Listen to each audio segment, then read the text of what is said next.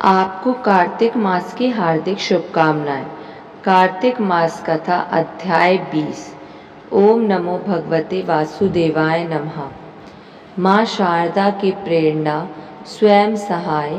कार्तिक महात्म का लिखूं यह 20वां अध्याय।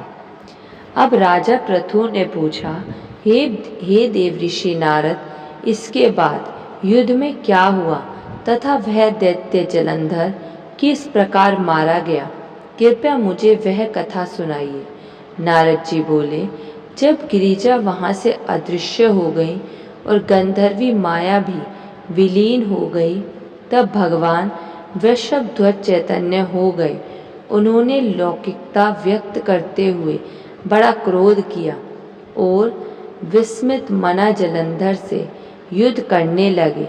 जलंधर शंकर के बाणों को काटने लगे, परंतु जब काट ना सका तब उसने उन्हें मोहित करने के लिए माया की पार्वती का निर्माण कर अपने रथ पर बांध लिया।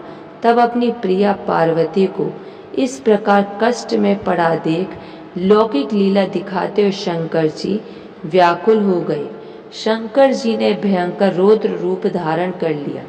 अब उनके रौद्र रूप को देख कोई भी दैत्य उनके सामने खड़ा होने में समर्थ ना हो सका और सब भागने छिपने लगे।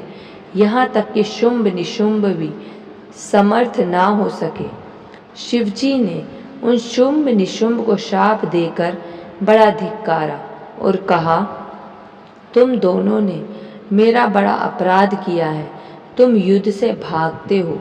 भागते को मारना पाप है। इससे मैं तुम्हें अब नहीं मारूंगा, परंतु गौरी तुमको अवश्य मारेगी। शिवजी की ऐसा कहने पर सागर पुत्र जलंधर क्रोध से अग्नि के समान प्रज्वलित हो उठा। उसने शिवजी पर घोर बाण बरसाकर धरती पर अंधकार कर दिया। तब उस दैत्य की ऐसी चेष्टा देखकर शंकर जी बड़े क्रोधित हुए तथा उन्होंने अपने चरणागुष्ठ से बनाए हुए सुदर्शन चक्र को चलाकर उसका सिर काट डाला। एक प्रचंड शब्द के साथ उसका सिर पृथ्वी पर गिर पड़ा और अंजन पर्वत के समान उसके शरीर के 2 खंड हो गए।